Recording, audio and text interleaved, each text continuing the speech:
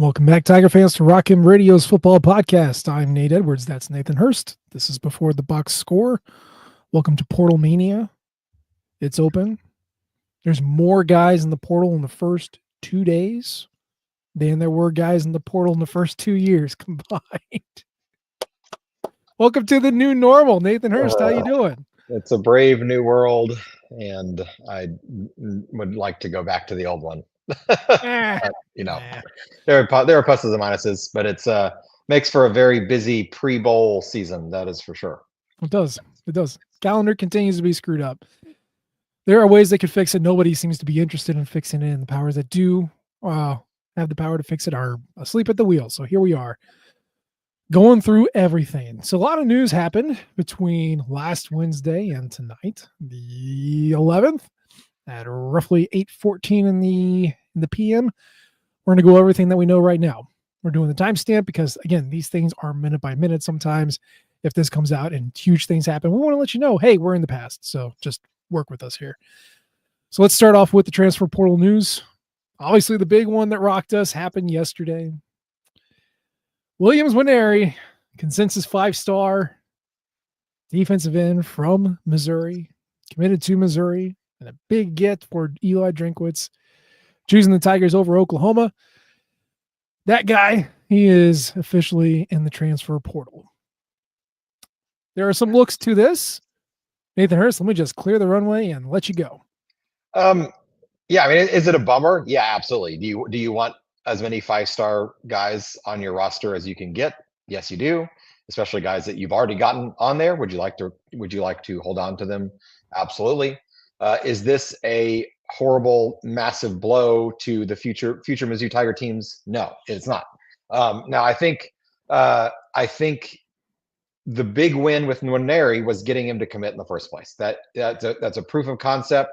It shows that Drinkwitz that Luther Burden wasn't one of a kind, that he could bring in other 5-star in-state talent, get them to come to Mizzou at least for a year, feel it out, see what they think about the program, and then at that point anyone's free to move on if they so wish. And Williams so wished. Best of luck to him. It would have been great to see him develop, see the in-state kid, kind of follow in Burden's footsteps and become hopefully for his sake, a future NFL talent. We did not see that in his first year. We didn't necessarily expect to see that in his first year. And it's kind of not really clear if he expected to see that and was disappointed by his lack of playing time. If, this was a money play and he's just looking to make more money, which is his right. If there was a, disagreement among him and the coaching staff, we just don't know. And we probably will never know. But he's not here anymore. And, it's a bummer, but at the same time, this frees up a lot of NIL money that he was getting and was slated to get next year, presumably as well. So, a guy like that who played sparingly, to be kind, 4 games, as a matter of fact, 38 snaps, 2 tackles, 1 sack. That's production that you can replace very easily. And in fact, I'd imagine whoever they bring in to replace that production will have much, much more production coming in. So does this hurt next year's team? Probably not as much as it would seem like on paper. Does it hurt 2 years from now's team? Maybe. If Nwaneri goes on to develop into what his ceiling could be, it could hurt 2 years from now's team quite a bit, because you'd love to have an NFL draft pick rushing the passer on your team. But he hasn't gotten there yet, and he may never get there. So we don't know what his future holds. That's about it. It's disappointing, but not heartbreaking, not crushing, soul crushing. There are a lot of other guys we could have lost, or may lose, that I think would hurt a lot more than this one. I mean, he was always an upside play. He was a 5-star based off of what he could become, not so much of what he currently was. I know a big knock on him coming out of high school was that he took plays off, that he didn't try super hard every single snap of every single game. And that's a common complaint from a lot of really talented guys at the high school level. They just they don't need to be. They don't need to be at that level. And they're, they don't need to hurt themselves. They don't need to go all out to show what they can do.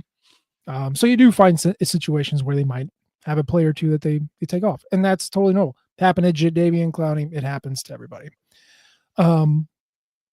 So he was a potential 5-star. You did not see that at Mizzou, and I'm not going to disparage an 18 and 19-year-old kid. I do know what happened. Again, that's really not anybody's business. I will say the things that he could control, he was not doing a good job with. And the coaching staff took steps in kind, and that is what incentivized him to look elsewhere. So this is a guy who you probably were not going to get it out of him. And he's going to do it somewhere else. And I think that's fine. Again, the win is the signing day win. To your point, I agree. I don't think we're even going to see it next year. You look at what Missouri was bringing back on as far as proven defensive ends. I mean, if he really balled out, he'd probably be 4 or 4, maybe 3 or 4, but probably 4 or 4 if everything worked well. So I think that played a part of it too. And if you're not going to, well, we were not going to get it here. And my only request is that he doesn't go to Oklahoma. I think more likely he is going to follow his high school coach to Nebraska. That would be my guess. But I don't know. I don't know what he wants to do. So it wasn't going to happen here. So it really isn't a huge loss because it was a non-starter in Columbia. And really, I was okay with it. I was like, I looked at what we had, and I saw Jalen Brown, and I was like, oh yeah, that's our guy. I mean, Jalen Brown was talked about all the time by Eli Drinkwitz. Drinkwitz would rarely talk about Williams Nwaneri. I'm like, yeah, we're good. And then Jalen Brown entered the portal, and this is just business as usual. I think this is just something we're going to have to deal with. I know Jalen Brown was a 3-star in some services. He was a high 4-star in others.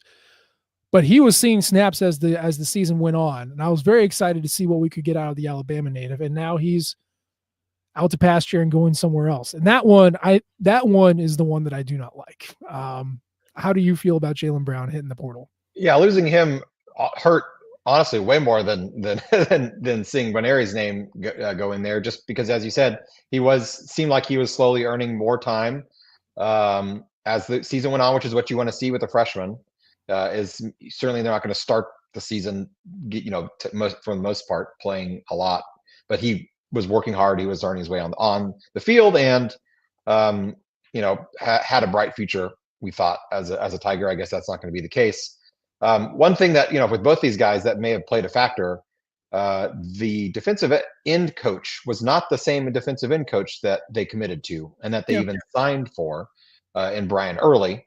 And I have no idea if Brian Early, if that played any role at all, and they stuck it out for a year under a coach they didn't commit to, and then decided that wasn't for them, or it's a pure NIL play, for Jalen Brown. Whatever his decision is, we don't know, but that is a factor I think that people aren't necessarily discussing, is that this is a guy that they didn't sign up to play for, and that's not a knock on Brian Early. I think looks like, by all accounts, doing a fine job as the defensive end coach. But the guy they committed to went to LSU. And same with the defensive coordinator, for that matter.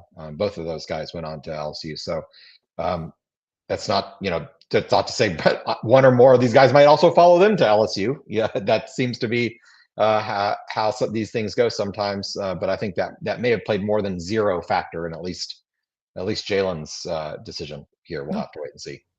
Good.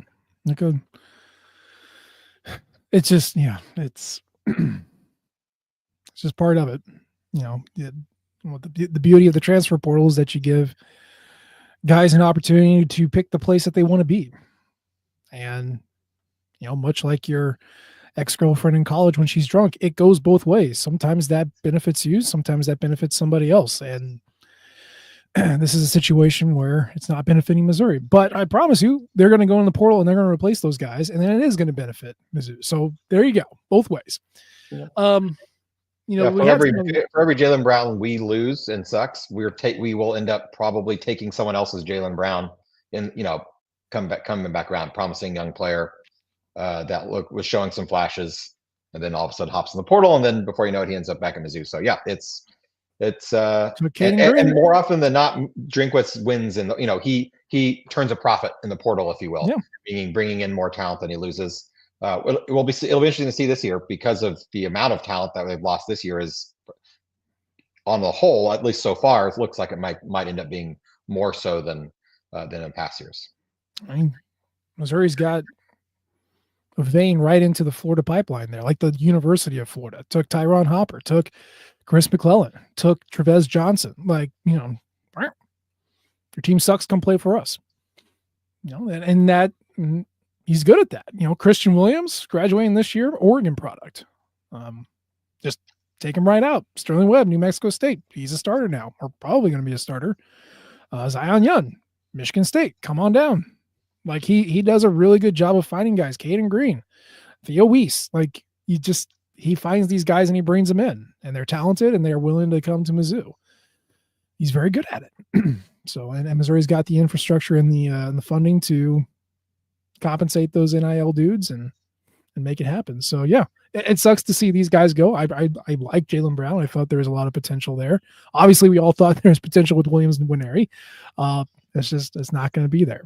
And then joining them, of course, we've got Philip Roche, who was no longer on the team for the last couple of weeks of the season, and of course the brilliantly named Brayshawn Littlejohn, who I was secretly rooting so hard to break through, so we get to talk about Littlejohn all the time.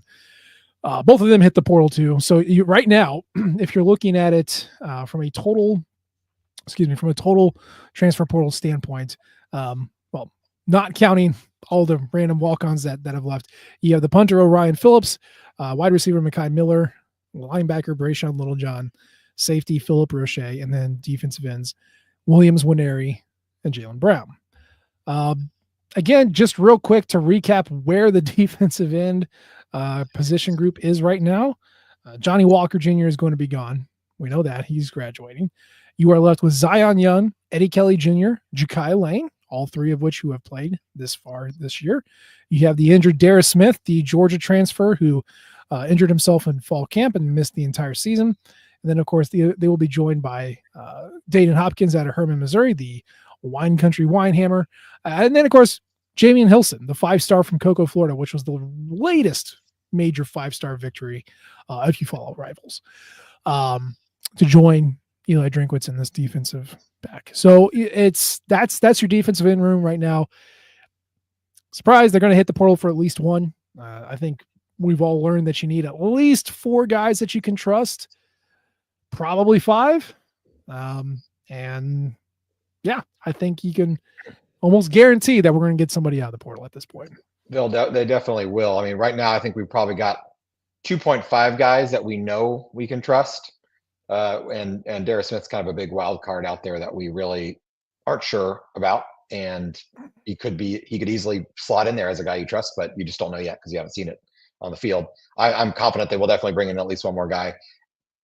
Losing Winery and Brown make landing Javion Hilson that much more important, and kind of makes you wonder, was the coaching staff aware that ahead of time that both these guys were going to be going, and they're able to be a little birdie in Javion's ear and say, hey, we've got two very large 5-star and 4-star sized holes opening up right for you to slot right on in here, and in a year or two you'll be right at the top of the pile there in terms of depth chart. So that makes it that much more important that they did land a top guy like that.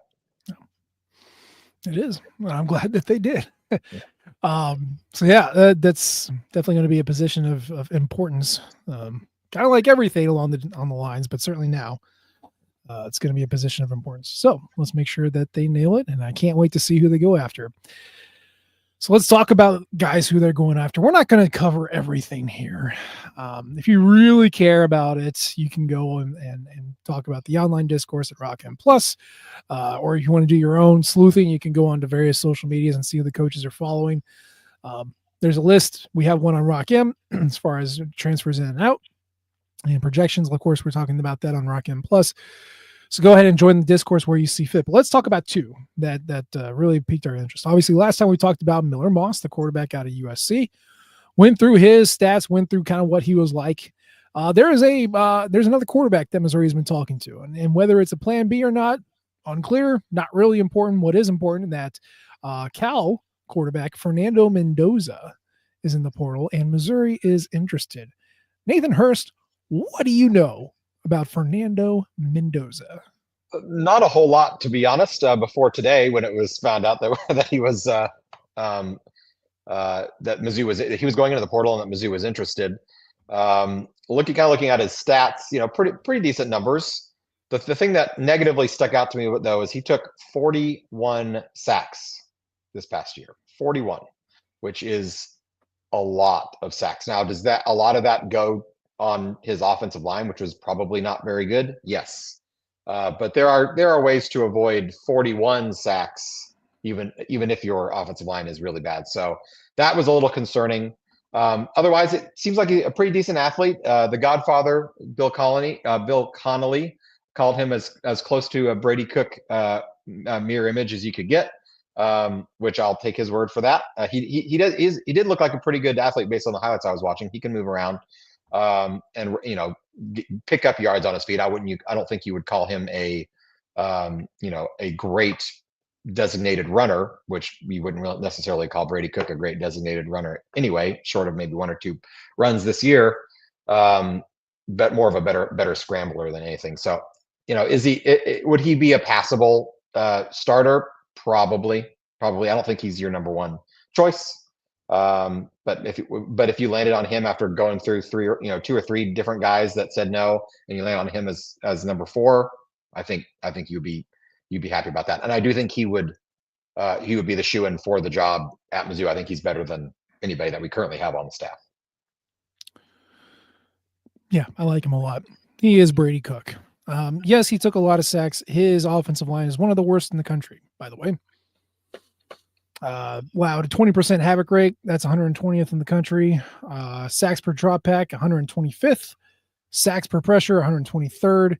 Pressure rate, 103rd.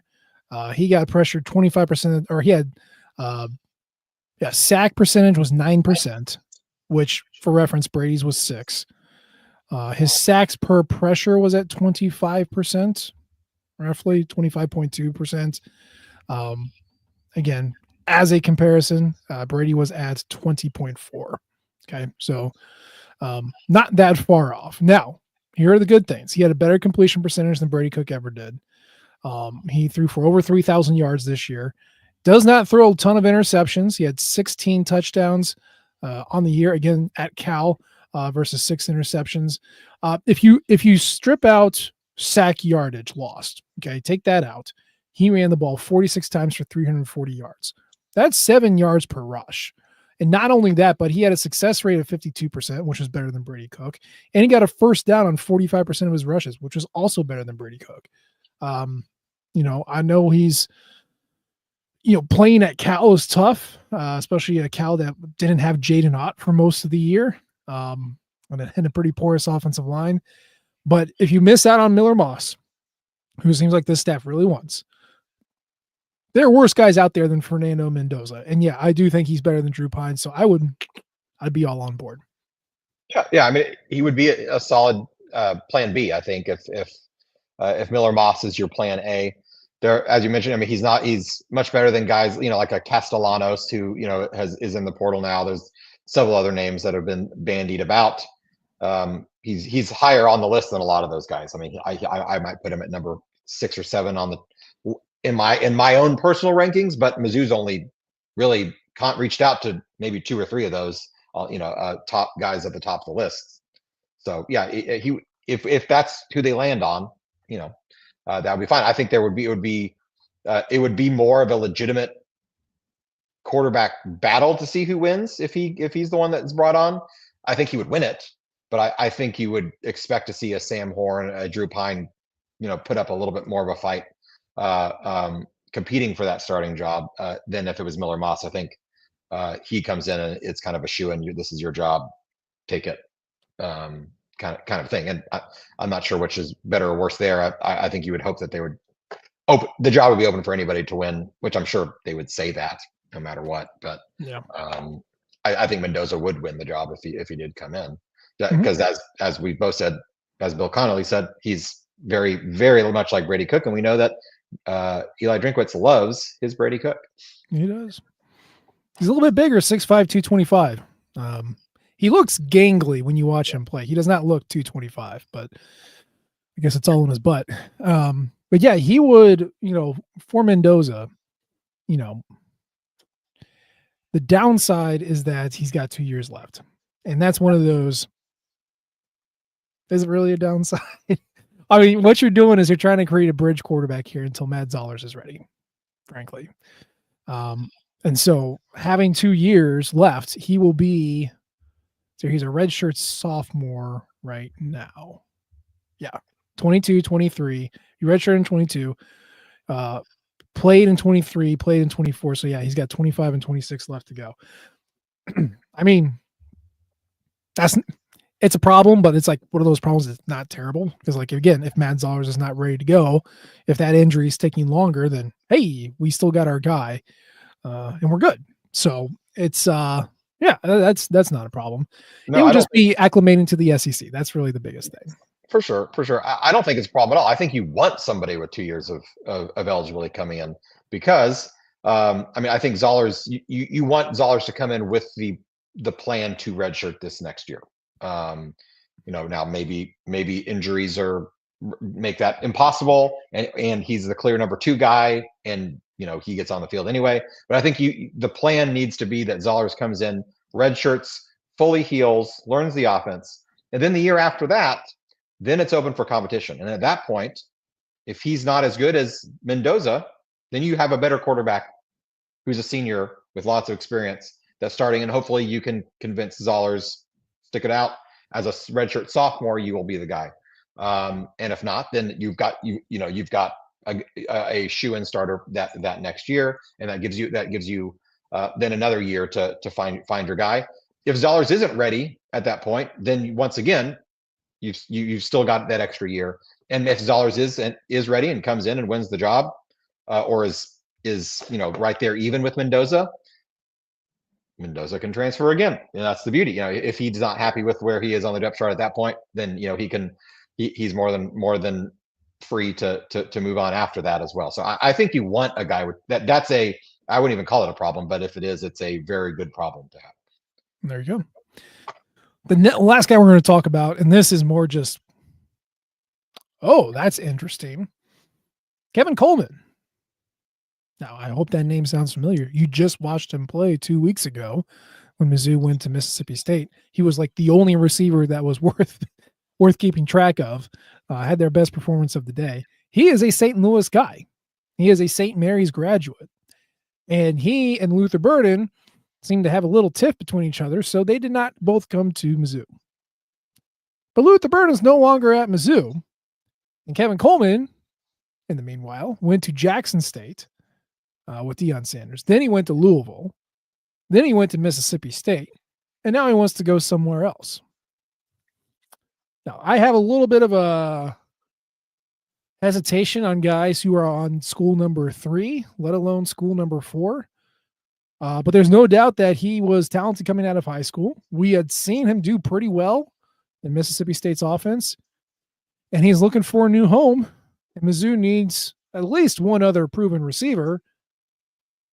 Nathan Hurst, is Kevin Coleman coming home? Yeah, I would take him. I would definitely take him. I mean, four schools in 4 years is certainly something, but I think that's just the world that we live in, and that is not uncommon anymore to see a guy who is at four schools in 4 years. TJ Finley, quarterback formerly of Auburn and NC State and whoever else, is going on his 5th school in 6 years, I think, which is just outrageous to say. So this is not uncommon anymore. That isn't necessarily a red flag, especially because he started a FCS school with Deion. So of course he's going to leave there when Deion leaves. It wouldn't make it. He was way over talented to go to Jackson State in the first place. I think he was a 5-star in his own right. He was coming out was the highest rated Missouri player at the time. And so then he went to Louisville. Okay, That was Scott Satterfield that year. Satterfield left. Okay, his coach leaves 2 straight years, so he's going to leave again. Goes to Mississippi State. That's just a dumpster fire. Who's going to blame him from leaving there? So there are explanations for why he's hopped around. He's very talented. If you watch closely in the Mississippi State game, anytime he touched the ball, he was the one guy, at least the one receiver, that when they would touch the ball, you really had to kind of hold your breath a little bit and hope that the Mizzou defensive backs could rally and tackle, because he has some juice. He's a great athlete. He can make guys miss. He can go deep. He can catch the deep ball. And Mizzou has a really big hole. Well, a couple big holes that they're losing, but I think the biggest hole that they have to fill is that X receiver, that outside receiver that Theo Weiss was. We've got some guys that can fill in for the slot that I think will do fine. But we really need somebody, a real alpha out there on the outside. And I think that he could fill that slot very well. There are other guys in the portal too that I'm sure Mizzou will be going after as well that could do just as good a job. But I think if he wants to come home and the Mizzou coaches want him, then, which by all accounts they do, because they recruited him really hard the first time, then I think it's worth taking him. Yeah, he's a lighter Luther Burden. While Luther was running around at 5'11", 205, I think is what he ended up. He was 215 at some point. Kevin Coleman's like 5'11", 180.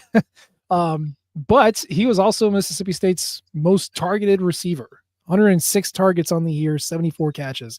Next closest as far as targets was their tight end, Traore, who had 58. So, he almost doubled him up. And he had 40 more catches than the tight end. He finished with 932 yards and 6 touchdowns. So let's do some quick comparison here. He's a 69%, nice 69.8% catch rate, 8.8 yards per target, 12.6 yards per catch. He has a 53% success rate. He gets a first down about 56% of his catches, barely, not even 2% drop rate.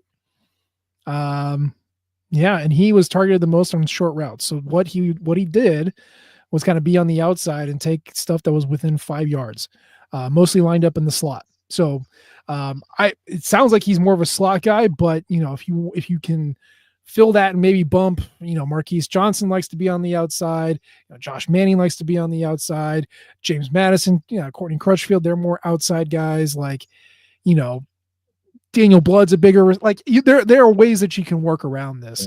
And I'm sure Jacob Peeler can figure it out. I'm just like, do we want him? I know that the Luther barrier is cleared. Does he want to be here, and do we want him? I mean, he's got the talents. It's a 1-year rental. Yeah, I'd be on board. I think I say yes for sure. And actually, I would put him more as instead of comparing him to Luther Burden, I would compare him more. I would say he's a better Mookie Cooper. And they're losing Mookie Cooper as well, and that role in the offense, which is also kind of a slot, but not kind of a move around, almost a gadgety player, which he's better than that. But I think he's because he's smaller than Burden. He's bigger than Mookie, but he's smaller than Burden. He's very elusive though. Burden was more kind of break tackles, and arm tackles aren't going to bring him down. He's more of a juke you out of your shoes kind of guy.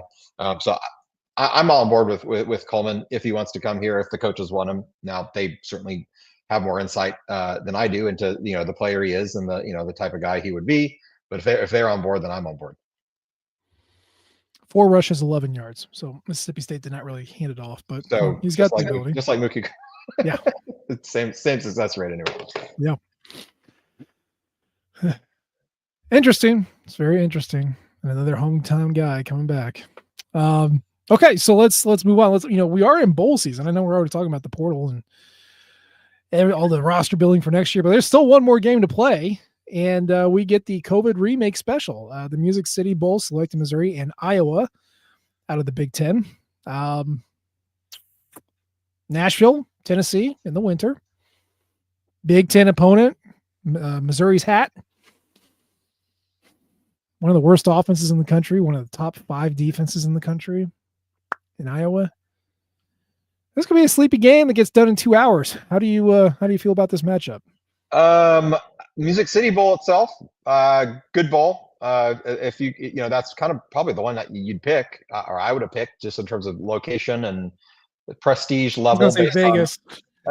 other than the Vegas Bowl. I think that would have been great too. But bowl itself, fine. Mizzou has not been there. They're supposed to have been there before. In COVID, they're supposed to play Iowa in the Music City Bowl, and that didn't work out for reasons that we all understand and know well. So we're getting that one again. I really didn't want that to play that game in 2020, and I don't really want to play the game in 2024 either. This isn't it's not necessarily a diss on Iowa as a program. They are a very consistent, good program.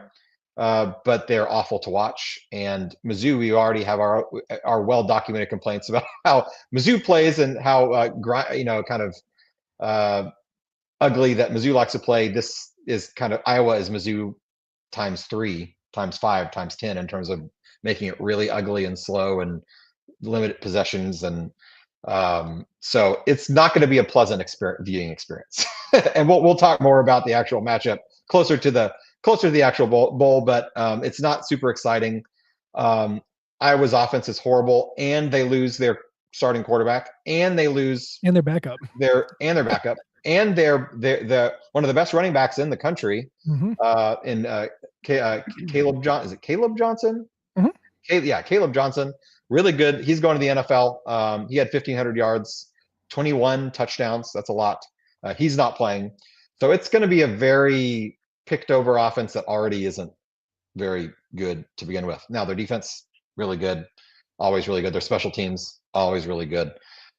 So it's not going to be fun. I think Mizzou will win, but it's going to be one of those. Can we just pull our fingernails out really fast instead of making it torturously slow, and be done with it quickly as opposed to a slow painful death.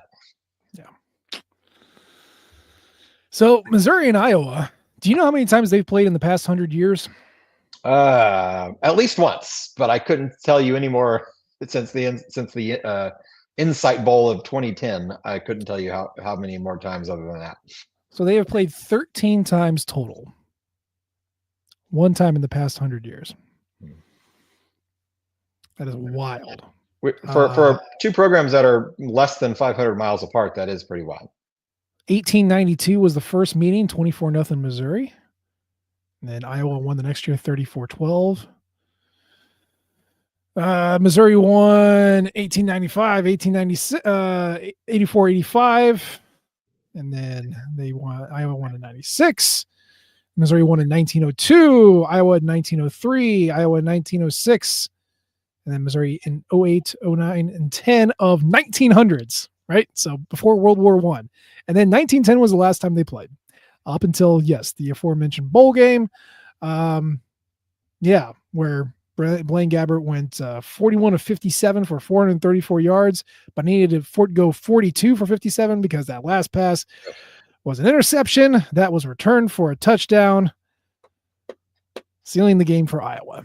That was Blaine Gabbert's last game before he jumped to the NFL.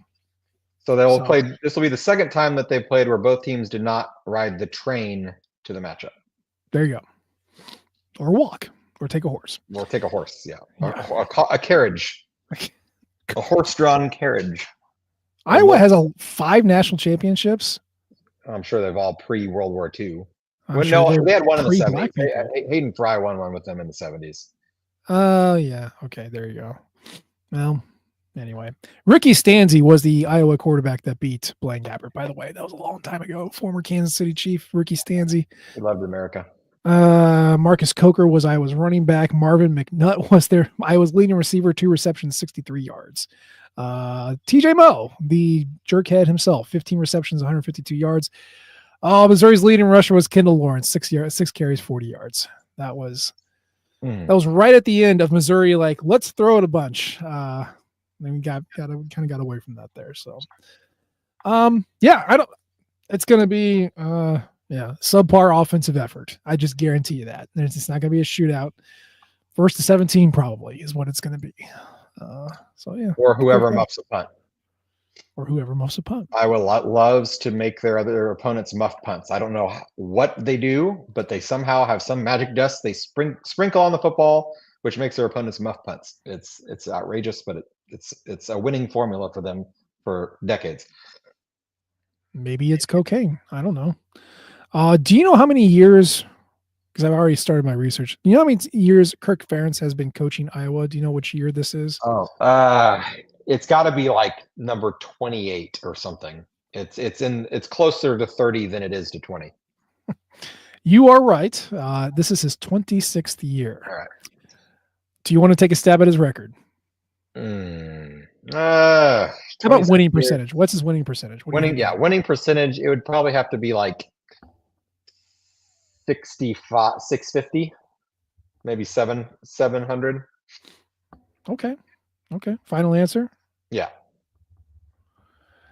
His winning percentage is 62.38%. 62. All right.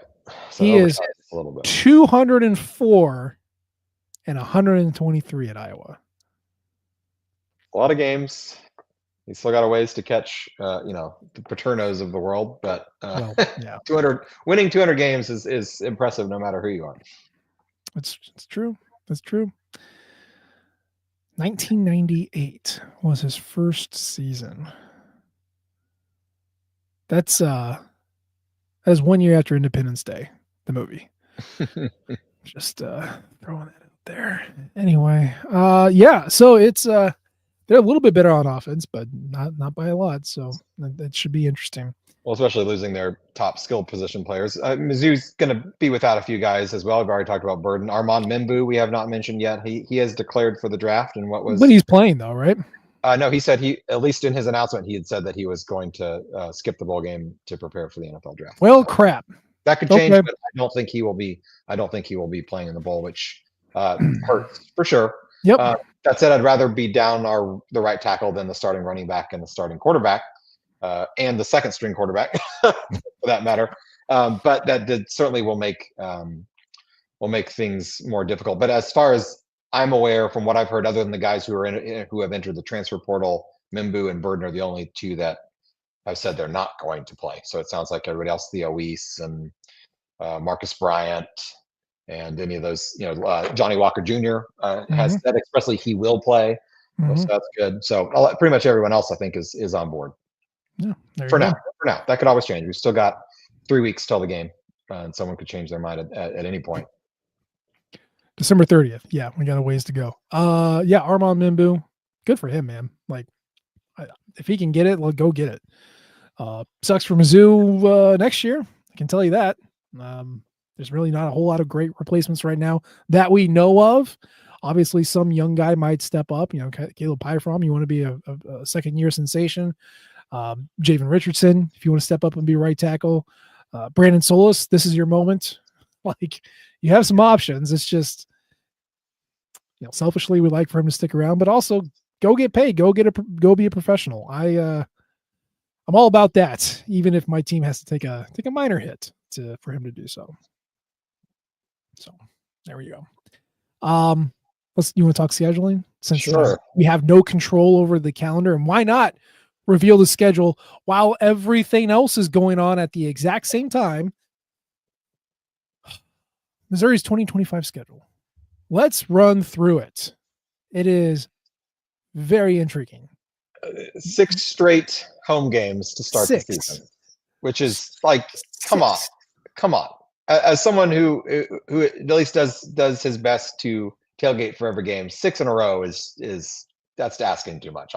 I'll be at every game, but there's no way I'm gonna get out there and set up a tailgate for 6 consecutive weekends. I think my wife would run me out of town if I tried to get her out there for 6 straight tailgates. I'm not sure how that happens. That's not great. Not only is it not great just because that's crazy, but the fact that Mizzou plays 2 home games the second 2 months of the season. Yep. Starting after September 27th. No, sorry, October 11th. Alabama game on October 11th. They play 2 home games the rest of the season. One against Texas A&M, November 8th. One against Mississippi State, November 15th, and then 15th. That's Senior Day. That's a full 2 full weeks before the end of the season. And homecoming is September 27th. So yeah, which is the first time that it's ever been in September, at least in Mizzou history, according to any Mizzou historian that I've checked with so far, which have been 2. So it's just weird. It's weird. it could be worse. I mean, the schedule itself, it's the same teams in SEC wise that we played this past year, so that's not a surprise. Let's run through it. You open with Central Arkansas. Okay, good. Then you get Kansas at home, September 6th. That's going to be a big one. September 13th, Louisiana, formerly known as UL Lafayette. They go by Louisiana now. It's the Raging Cajuns. Your first SEC game, South Carolina at home. Then you get UMass at home. Then that's the homecoming game we're talking about. Then you get Alabama. Then you're at the road for Auburn, on the road for Vanderbilt, home for Texas A&M on November 8th, at home for Mississippi State, which is senior day. That is November 15th. And then at Norman, Oklahoma the following week, and then close it out at Arkansas. Like that back half, that sucks. That sucks very badly. Yeah. So really the last, I mean, going on the road the last 2 weeks at Arkansas or at Oklahoma, then at Arkansas, that's really tough. Really, really tough. Other than that, though, I mean, at least it lines up where you're really tough. You're never playing more than 2 just absolute killer games in a row.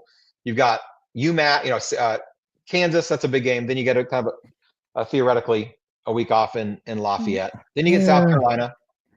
Then you get a week off in UMass. Then you got Alabama.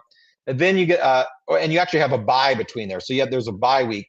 This is another weird year where we have 2 bye weeks, which I love. I love having 2 bye weeks. That's great. A bye week between UMass and Alabama, which I think is really big, to give 2 weeks to prepare for that Alabama game. Then you play Alabama. Then you go at Auburn. They're going to be improved. They have to be improved from what they were this past year. And winning in Auburn is very difficult to begin with.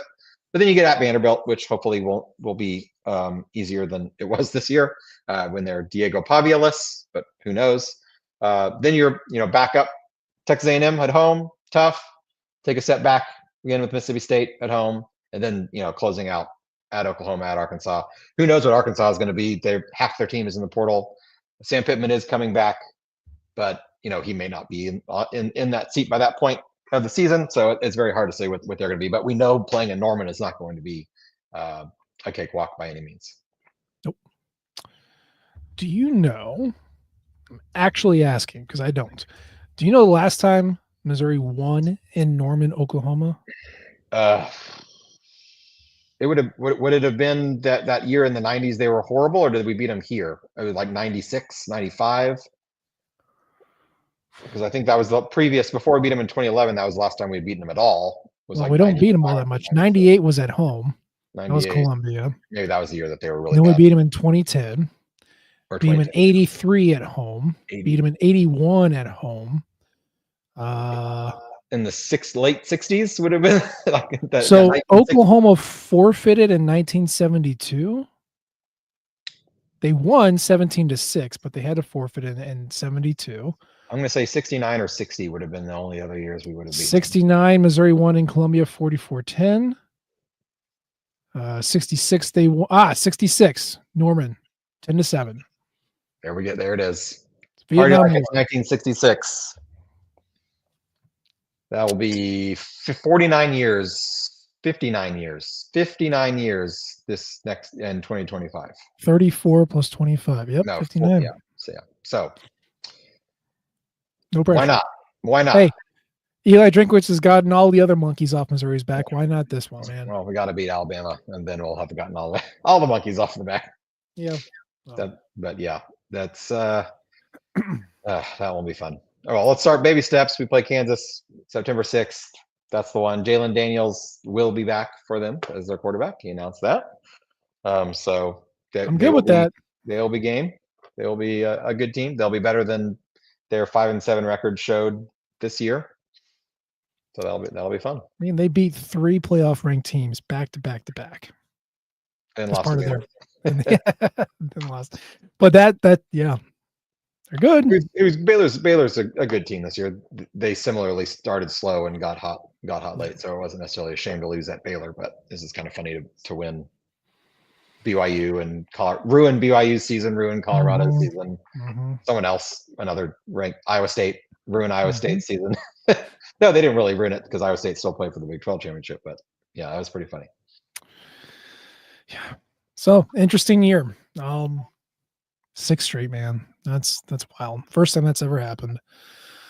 And you close it out with Bama at home. That's the end of the 6 weeks, man. Well, we got plenty of time to go over it. I don't know why they release it now. I don't know. Number one, I don't know why they make it a TV show. But number two, if you're going to make it a TV show, why not do it in like January or, Yeah, there's no reason why, if you're planning out 8 months in advance versus 9 months in advance, that makes no difference. I mean, hotels are going to not open for reservations till March anyway, so what does it matter? whatever. Yeah, they don't ask me. I would be more than willing to take the job as SEC scheduling guru for a paltry sum of like $500,000 a year. Boy. I'm cheaper than Greg Sankey. I'll do it. Hell, I'll do it for $200,000 a year. What a deal. What a deal. He's negotiating against himself, folks. Yeah. It's great. That's how much I care about this. I'm dedicated to the craft. That's good. Oh, what a nightmare. Juggling 16 teams and all the random. It's not an easy job. Not an easy job, but I feel like it could be done better.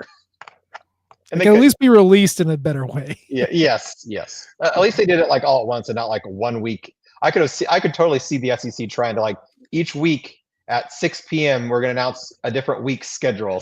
Tune in every Tuesday night from now until June, or slowly work our way through, reveal who's going to play who. That is. I don't want to. I shouldn't have spoken that into the ether, because now someone's going to steal it. Yeah, man. Well, there you go. That's all the news we got. Obviously, we got a couple more weeks before the bowl game is going to hit, but we're not going to share any more today because that's the show for today. As always, we appreciate the downloads and the subscriptions. You can leave a comment or rate us. We love all types of feedback from you all. You can follow us on Twitter at Matt and A.G. Edwards. He's at Burst to Hearst. And of course, you can follow the Rock Him flagship at Rock Him Nation and our podcasting outlet at Rock Him Radio. Or you can find us on Blue Sky if you like to mess around with that. We appreciate you tuning in this time. We'll try to do better next time. And until then, MIZ. ZOU.